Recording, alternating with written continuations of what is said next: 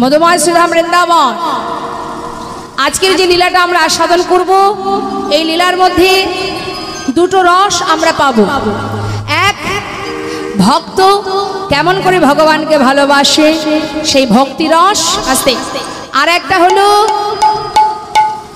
বন্ধুত্ব কাকে বলে সেটা আস্বাদন করব। বন্ধু তো সবারই আছে, সবার আছে, আমাদের প্রত্যেকেরই বন্ধু আছে, কিন্তু বন্ধুর মতো বন্ধু কয়জন আছে মা?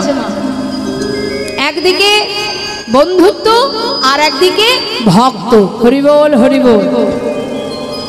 ভগবান কৃষ্ণচন্দ্র প্রতিনিয়ত যেমন গোষ্ঠে যায়, আজও সখাগণকে নিয়ে বনে গেছে। এবার একটু কিন্তু লীলার মধ্যে আমাদের প্রবেশ করছি আমরা, মন দিতে হবে, কথা বলা যাবে না। খুব সুন্দর লীলা মা, মন দিয়ে শুনবেন।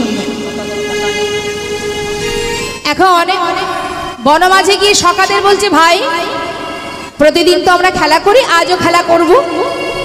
হ্যাঁ, কিন্তু প্রতিদিন যে খেলা করি আজ আর সে খেলা করব না, আজ একটু অন্যরকম খেলা হবে, নতুন খেলা হবে।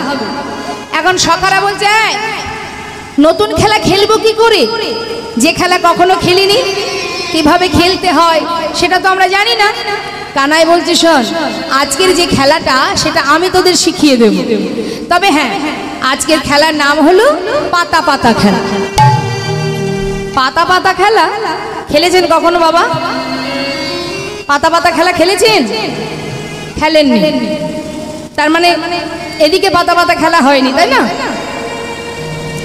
এই পাতা পাতা খেলা করেছো? করনি? তাহলে সেটা কেমন খেলা? বলছে, শোন, এখানে যতগুলো সখা আছি ততগুলো পাতা তুলতে হবে। এবার তার মধ্যে যে পত্রটা আমি ছিদ্র করব, এই ছিদ্র পত্রটা যার ভাগ্যে পড়বে সে হবে চোর।